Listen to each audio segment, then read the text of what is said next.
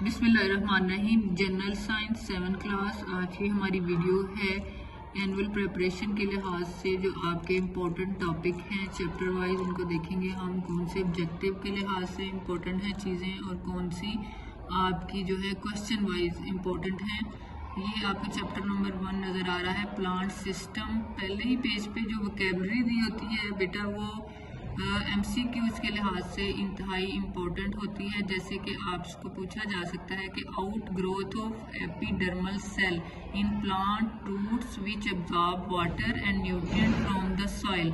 तो आप इसके लिए कौन सा ऑप्शन टिक करेंगे? तो वो ऑप्शन होगा कि रूट हेयर।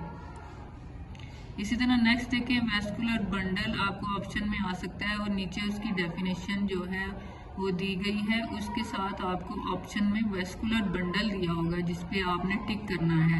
इसी तरह mesophyll cells which are rich in chloroplast, ये इस तरह भी पूछा जा सकता है। Mesophyll cells are rich in, तो किस चीज़ में ये रिच होते हैं? ये क्लोरोप्लास्ट के ऑप्शन को टिक करेंगे आप कि ये मीजोफिल सेल में क्या पाया जाता है? क्लोरोप्लास्ट पाया जाता है। क्लोरोफिल जो है ग्रीन कलर्ड पिगमेंट जो होता है जो क्लोरोप्लास्ट में होता है वो कौन सा होता है? वो क्लोरोफिल होता है। Tiny opening in plant leaves, उनको क्या कहते हैं? स्टोमेटा कहते हैं। ये आपको ऑप्शन में दी होगी चीज, आप स्टोमेटा पे टिक कर देंगे। लॉस और removal of extra water from aerial parts of plant, तो इसके लिए आप कौन सा ऑप्शन टिक कर देंगे? ट्रांसपायरेशन। नेक्स्ट पेज पे आपको डायग्राम दी गई हैं। रूट्स एंड शूट सिस्टम में जो चीज़ इम्पोर्टेंट है वो है प्राइमरी रूट और सेकेंडरी और टर्शरी रूट क्या हैं। Initial root which grow from radicle of the embryo, वो क्या होती है? वो प्राइमरी रूट होती है। इनिशियल रूट जो होती है उसको प्राइमरी रूट कहते हैं। और it's further branches form secondary. Branches पूछा जा रहा है तो सेकेंडरी पे टिक करें। इनिशियल रूट पूछी जा रही है तो आप प्राइमरी पे टिक करें। नेक्स्ट देखते हैं बच्चों, internal structure of root. Internal structure of root जो है वो डायग्राम लेबलिंग के लिहाज से इम्पोर्टेंट है। इसकी आपको लेबलिंग आ सकती है कि आपको ये 3 या 4 नंबर का ये क्वेश्चन आता है, लेबल द डायग्राम। तो आपने डायग्राम को पहले रिकग्नाइज करना है कि ये किस चीज़ की डायग्राम है। इंटरनल स्ट्रक्चर ऑफ रूट की ये डायग्राम है और उसके साथ आपने इसको लेबल करना है। रूट के जो पार्ट्स हैं वो कितने हैं? Epidermis, cortex, endodermis, vascular system. इसके बाद अगला जो शूट सिस्टम है, शूट सिस्टम में भी स्टेम की डायग्राम जो है लेबलिंग के लिहाज से इम्पोर्टेंट है, इसकी लेबलिंग को याद करें। और ये जो लीफ है, लीफ जो है बेटा वो क्वेश्चन वाइज बहुत इम्पोर्टेंट है। ये क्वेश्चन आता है right a note on leaf, तो लीफ पे नोट लिखेंगे आप स्टेम से लेकर lamina which has many veins, the middle strong when is called mid rib. इसके साथ आप ये डायग्राम भी ड्रा करेंगे इंटरनल स्ट्रक्चर ऑफ लीफ की। और नेक्स्ट पेज पे आपको एपिडर्मल सेल आर टाइल, ये भी इसी का पार्ट है, इसी क्वेश्चन का पार्ट है। तो यहाँ तक आपका जो नोट है वो कंप्लीट होगा। लीफ पे जो आपने नोट लिखना है, ये इम्पोर्टेंट क्वेश्चन है एग्जाम के लिहाज से। इसके बाद conduction of water, conduction of water में डिफ्यूजन और ऑस्मोसिस की डायग्राम जो है MCQ के लिहाज से इम्पोर्टेंट है। The diffusion through membrane like cell membrane is called osmosis. इस प्रोसेस को क्या कहते हैं? ऑस्मोसिस कहते हैं। अगला आपका जो टॉपिक है फोटोसिंथेसिस। फोटोसिंथेसिस की डेफिनेशन भी पूछी जा सकती है कि डिफाइन फोटोसिंथेसिस, और इसके MCQs में प्रोडक्ट्स भी पूछे जा सकते हैं कि फोटोसिंथेसिस के प्रोडक्ट्स कौन से हैं। तो फोटोसिंथेसिस के प्रोडक्ट कौन से आपको नजर आ रहे हैं? फूड एंड ऑक्सीजन, ये फोटोसिंथेसिस के प्रोडक्ट्स हैं। ये MCQs के लिहाज से ये इम्पोर्टेंट है। फोटोसिंथेसिस के आगे फैक्टर दिए गए हैं, ये इम्पोर्टेंट है। जो सिंथेसिस है वो कौन से फैक्टर्स पर डिपेंड करती है, तो इनके आप नाम याद कर लें। Light, carbon dioxide, water, chlorophyll, temperature, ये सारे फैक्टर्स हैं फोटोसिंथेसिस के। Adaptation of leaf structure for photosynthesis,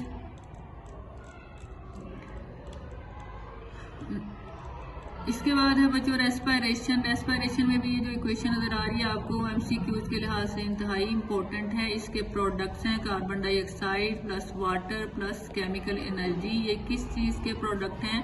ये रेस्पिरेशन इन प्लांट्स के प्रोडक्ट हैं। प्रोडक्ट्स आपको दिए गए होंगे और आपको ऑप्शन में पूछा जा सकता है कि ये किस चीज़ के हैं, या आपको रेस्पिरेशन भी दिया गया होगा और इसके प्रोडक्ट्स पूछे होंगे।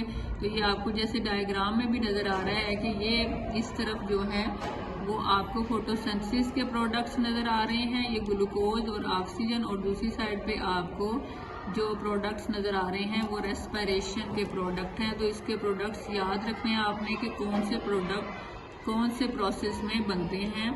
जो चीज़ बनती है उसको आपने प्रोडक्ट के नाम से याद रखना है। इसके बाद आपके लिए जो क्वेश्चन वाइज इम्पोर्टेंट है वो ये शॉर्ट क्वेश्चन में कैपिलरी एक्शन एक इम्पोर्टेंट क्वेश्चन है। Very narrow glass tube are called capillary tube. Capillary tube भी जो है एमसीक्यूज के लिहाज से इम्पोर्टेंट लाइन है।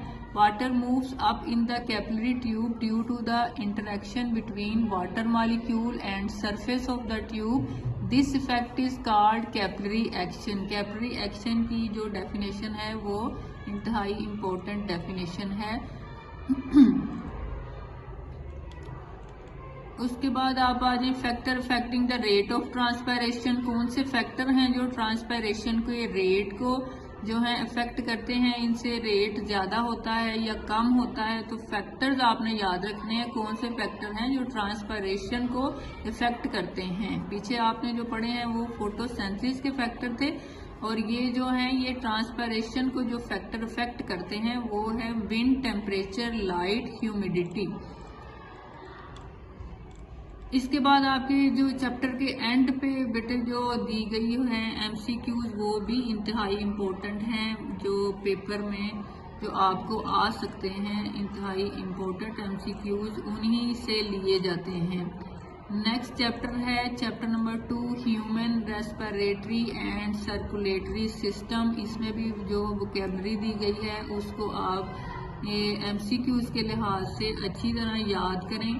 जैसे vessels that carry blood from heart to other body, तो आप किस पे टिक करेंगे? आर्टरी पे। ऑप्शन में आपको वेन भी दिया गया होगा, आर्टरी, कैपिलरीज, तो आप आर्टरी पे। इसी तरह पूछा जाए अगर आपको कि ये vessels that carry blood back to heart, तो वो वेन्स होंगी, और tiny branches of arteries for exchange of material in the body tissue. Body tissue और ब्लड के दरमियान में जो एक्सचेंज ऑफ मटेरियल होता है वो किस में होता है? कैपिलरीज से होता है। तो अगर आपसे पूछा जाए कि बॉडी टिश्यू और ब्लड में जो एक्सचेंज ऑफ मटेरियल है वो किसके लिए हो रहा है, तो आप कैपिलरीज पे टिक करेंगे।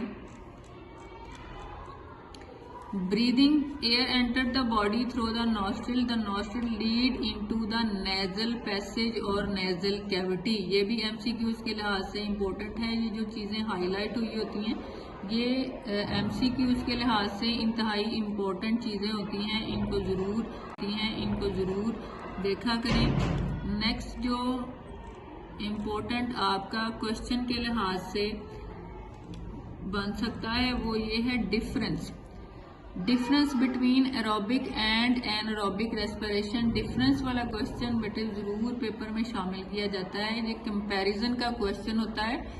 इसमें एमसीक्यूज के लिहाज से भी इम्पोर्टेंट है और जो आपके लॉन्ग और शॉर्ट क्वेश्चन बनते हैं उनके लिहाज से भी ये जो डिफरेंस वाला क्वेश्चन होता है ये इंतहाई इम्पोर्टेंट है।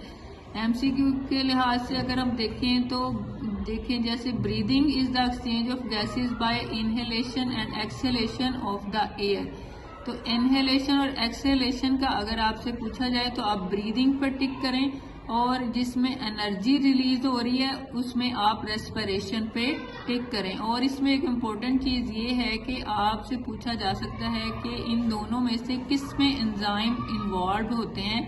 तो रेस्पिरेशन में एंजाइम इन्वॉल्व होते हैं और ब्रीदिंग में एंजाइम इन्वॉल्व नहीं होते। तो the process in which the enzymes are involve, तो आप रेस्पिरेशन पे टिक करें। In which enzymes are not involve, तो आप ब्रीदिंग पे टिक करें। ये रेस्पिरेटरी डिजीजेस हैं, इनके नाम याद रखें। रेस्पिरेटरी डिजीजेस कौन सी हैं? कॉमन कोल्ड, निमोनिया, एस्थमा, ये रेस्पिरेटरी डिजीजेस हैं। ब्लड सर्कुलेशन में सर्कुलेटरी सिस्टम की जो डेफिनेशन है इंपॉर्टेंट है। System that works the transport of material in our body is called circulatory system. Circulatory system के बाद हार्ट की डायग्राम जो है वो इंतहाई इम्पोर्टेंट है लेबलिंग के लिहाज से। आप इसको लेबलिंग को अच्छी तरह याद कर लें। वर्किंग ऑफ हार्ट, ये आपका क्वेश्चन वाइज जो है ये क्वेश्चन इंपॉर्टेंट है। Working of heart, describe the working of heart. Next, comparison of artery, when and capillary, ये अगेन इम्पोर्टेंट है एमसीक्यूज के लिहाज से भी और क्वेश्चन के लिहाज से भी। इसमें से इम्पोर्टेंट एमसीक्यू जो बन सकता है वो provide surface area for exchange of material. तो इन तीनों में से कौन जो है वो surface area exchange of material between body cells and blood cell में जो है वो दे रहा है, वो है capillaries. Very thin wall facing low blood pressure, no wall provide oxygen and nutrient to the cell and collect carbon dioxide and other waste from the cell। तो गैसेस का एक्सचेंज किस में हो रहा है? वो कैपिलरीज में हो रहा है।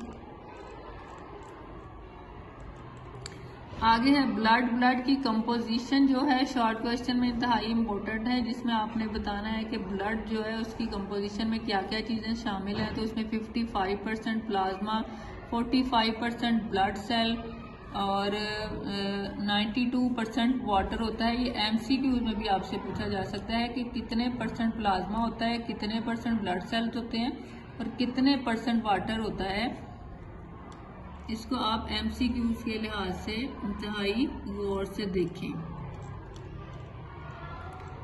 इस चैप्टर की भी जो एनसर्कल द करेक्ट ऑप्शन है उसको जरूर याद करें अच्छे तरीके से उसको। Chapter number 3 immunity and disease, इसमें भी आप वोकैबुलरी को देखें ध्यान से और उसके बाद आप जो है वो फिजिकल बैरियर की जो डेफिनेशन है उसको देखें और उसके बाद जो इसमें एमसीक्यूज के लिहाज से जो चीज़ें हैं वो ये हैं, ये वायरसेस काजिंग डिफरेंट डिजीज़। तो ये डिजीज़ के नाम दे के आपसे पूछा जाएगा कि ये किससे काज होती है, तो आपने वायरस पे टिक करना है। इसी तरह अगर आपको ये नाम दिए जाए athlete foot, jock itch, ringworm, mushroom, mould, ये किससे होती हैं, तो आपने फंजाई पे टिक करना है। उसके बाद हैं इस चैप्टर में से अगले पे चलते हैं हम।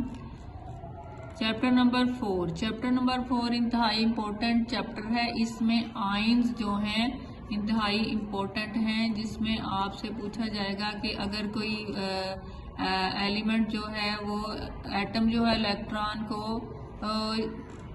दे रहा है या ले रहा है तो वो कौन सा आयन बन जाता है। इसमें एक क्वेश्चन जो इम्पोर्टेंट है, atom as a neutral particle, ये इंतहाई इम्पोर्टेंट क्वेश्चन है।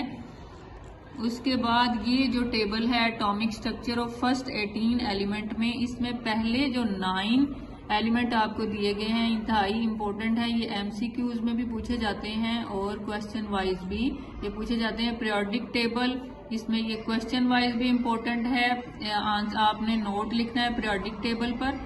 और इसमें ये इस देख रहे हैं आप हॉरिजॉन्टल लाइंस है और वर्टिकल लाइंस है। हॉरिजॉन्टल लाइंस को आप क्या कहते हैं, पीरियड्स कहते हैं, और वर्टिकल्स को आप क्या कहते हैं, ग्रुप कहते हैं। उसके बाद आप नेक्स्ट चैप्टर में देखेंगे जो फिजिकल एंड केमिकल चेंजेस है। इसमें फिजिकल एंड केमिकल चेंज की डेफिनेशन और इनकी जो एग्जांपल है, जैसे ये फिजिकल चेंज है और इसकी एग्जांपल है हीटिंग ऑफ जिंक ऑक्साइड। तो आपसे पूछेंगे जिंक ऑक्साइड किसकी एग्जांपल है, तो ये फिजिकल चेंज की एग्जांपल है। अगर आपसे पूछा जाए dissolving of common salt in water, तो ये भी फिजिकल चेंज की है। कंबस्शन किसकी है, केमिकल जो चेंज है उसकी एग्जांपल है। और रस्टिंग भी केमिकल चेंज की एग्जांपल है। टार्निशिंग भी, हीटिंग ऑफ शुगर ये भी केमिकल चेंज की एग्जाम्पल है। तो ये MCQs के लिहाज से इम्पोर्टेंट है और क्वेश्चन वाइज एक comparison between physical and chemical change जो है वो इम्पोर्टेंट है। उसके बाद ये देखें, आइए जो डिफरेंट आपकी जो मेटल्स हैं वो उनकी जो यूजेस हैं उनकी फिजिकल प्रॉपर्टी के लिहाज से उनका यूज बताना है। हार्डनेस के लिहाज से आप देखें कि ये जो डायमंड है ये सबसे ज्यादा हार्ड मटेरियल है, इसलिए ये डायमंड की कटिंग में यूज होता है। तो हार्डेस्ट जो मेटल है वो कौन सी है? डायमंड है। ये भी आपसे MCQs में पूछा जा सकता है। उसके बाद चैप्टर नंबर 6 जो है वो केमिकल बॉन्ड है। वो केमिकल बॉन्ड जो है, बॉन्ड की आपने definition, force that combine the atom together, ये केमिकल बॉन्ड है।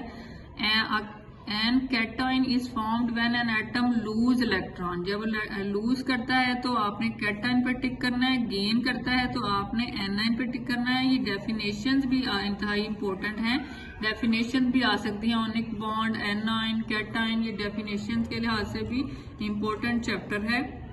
इसमें ये आपको डायग्राम जो नजर आ रही है इससे पूछा जाता है sodium atom lose electron and attain a positive charge, तो जो लूज करता है वो पॉजिटिव चार्ज बन जाता है। जी अगला चैप्टर है chapter number 10 heat and temperature. इसमें आपने कंडक्शन, कन्वेक्शन, रेडिएशन की डेफिनेशन इंतहाई इंपॉर्टेंट है और डिग्री ऑफ हॉटनेस, MCQs के लिहाज से डिग्री ऑफ हॉटनेस या आपकी कैपेसिटी ऑफ हॉटनेस और कोल्डनेस पे जो पूछा जाएगा आप किस पे टिक करेंगे? टेम्परेचर पे टिक करेंगे। मेजर ऑफ थर्मल एनर्जी उसको क्या कहते हैं? हीट कहते हैं। इसमें जो क्वेश्चन के लिहाज से आपकी इम्पोर्टेंट चीज है जैसे थर्मामीटर है, ये डिवाइस यूज टू मेजर, तो आप थर्मामीटर पर टिक करेंगे। कॉमन स्केल्स कौन से यूज होते हैं ये पूछे जा सकते हैं, सेंटीग्रेड और फारेनहाइट स्केल्स हैं। नेक्स्ट जो है इस चैप्टर में जो इम्पोर्टेंट चीज आपसे पूछी जा सकती है, uses of expansion and contraction in everyday.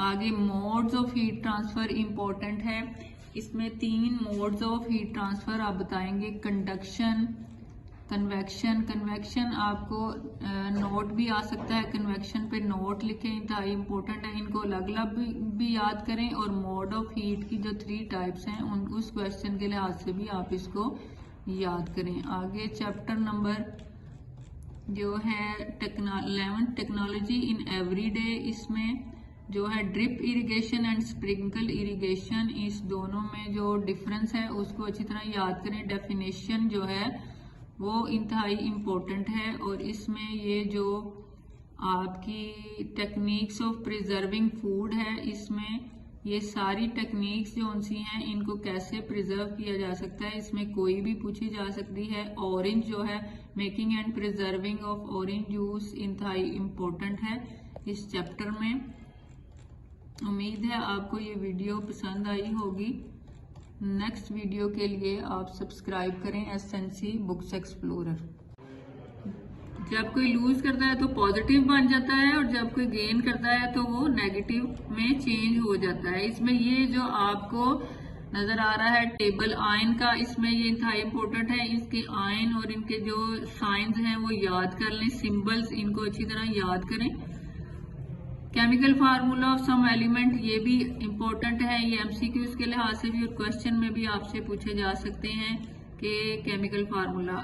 इंतहाई अहम जो है एक्टिविटी 6.2 जिसमें आपने खुद फार्मूला जो है वो बनाने हैं, उसमें से कोई भी पूछा जा सकता है। जैसे आपको एक Na दे देते हैं और एक आपको नाइट्रेट दे देते हैं और आपसे पूछते हैं कि इनसे क्या बनता है, तो ये बनता है सोडियम नाइट्रेट। इसका नाम पूछ सकते हैं कि ये किसका जो है आपको फार्मूला दिया गया है ऑप्शंस में, तो आप सोडियम नाइट्रेट पे टिक करेंगे। केमिकल बॉन्ड में टाइप्स ऑफ केमिकल बॉन्ड कितने टाइप्स के होते हैं? 2 टाइप से, आयोनिक और कोवलेंट बॉन्ड जो है वो 2 टाइप्स के हैं।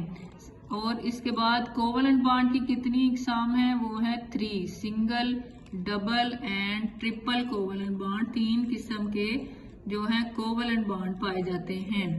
नेक्स्ट चैप्टर है 7 सॉल्यूशन। सोल्यूशन वाला जो चैप्टर है उसमें ये इंतहाई इम्पोर्टेंट जो एमसीक्यू है बाइनरी सोल्यूशन का, कि a solution which is prepared by mixing only two substances is called binary solution. Next जो चीज है इसमें सॉल्युबिलिटी के factors, factor affecting solubility, following are the factor that affect solubility, ये क्वेश्चन के लिहाज से इंपॉर्टेंट है। नेक्स्ट आपका चैप्टर है बच्चों फोर्स एंड मोशन, ये न्यूमेरिकल के लिहाज से इंतहाई अहम चैप्टर है। इसमें ग्रेविटी की डेफिनेशन, न्यूटन की डेफिनेशन, स्टैंडर्ड क्वांटिटी और unit used for measuring force, इसमें इंतहाई इम्पोर्टेंट क्वेश्चन भी हैं जो कि आपके पेपर के लिहाज से इंतहाई इम्पोर्टेंट है। जिसमें यूनिट ऑफ फोर्स इंतहाई इम्पोर्टेंट क्वेश्चन है, जिसमें आप इसका answer force is a physical quantity से लेके डेफिनेशन तक एंड तक लिखें ताकि आपका ये जो यूनिट है कैसे डिराइव किया गया है वो पूरा एक्सप्लेन हो जाए। Important problem, calculate the weight of an object having mass 5 kg, ये भी जो है वो एग्जाम के लिहाज से एक इम्पोर्टेंट जो न्यूमेरिकल है। How we measure force, measuring of force, ये एग्जाम के लिहाज से इम्पोर्टेंट क्वेश्चन है कि आपने स्प्रिंग बैलेंस से जो फोर्स है उसको कैसे मेजर किया जाता है। Important formula, speed is equal to distance over time, ये इम्पोर्टेंट फार्मूला है, ये आपको एमसीक्यू में पूछा जा सकता है। इसके लिहाज से आप न्यूमेरिकल भी आपको आ सकता है, जैसे कि ये न्यूमेरिकल दिया गया है boy run 240 metre in 80 second, calculate the speed, तो आप फार्मूला लगा के उन चीजों को पुट करके तो स्पीड को डिराइव करते हैं। नेक्स्ट जो है इस चैप्टर में इम्पोर्टेंट कॉन्टैक्ट और नॉन कॉन्टैक्ट फोर्सेस हैं, इनकी डेफिनेशन और इनके दरमियान में जो डिफरेंस है वो भी पूछा जा सकता है। इसके बाद chapter number 9 waves and energy, इनमें आपको जो वेव्स हैं उनकी डेफिनेशन मस्ट याद होनी चाहिए। Waves which require material medium to travel through, ये है मैकेनिकल वेव। इसके बाद वेव्स की टाइप्स कितनी हैं, 2 टाइप्स ऑफ वेव्स हैं, mechanical waves and electromagnetic waves, 2 types of waves, आप अच्छी तरह याद करें। इसके बाद ट्रांसवर्स वेव्स और जो आपकी लॉन्गिट्यूडनल वेव्स हैं इनकी डेफिनेशन जो है इंतहाई इंपॉर्टेंट हैं इस चैप्टर में। नेक्स्ट आप sound wave as a compressional wave, इंतहाई इंपॉर्टेंट क्वेश्चन है sound wave, how sound wave act as a compressional wave.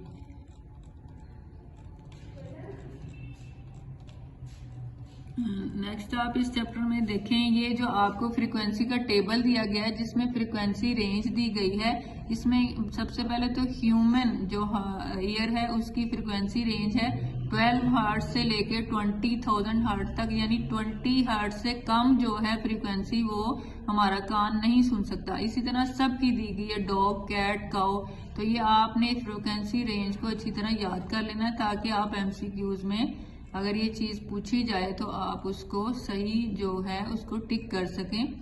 Next है आपका चैप्टर नंबर 10 की तरफ चलते हैं कि चैप्टर नंबर 10 जो है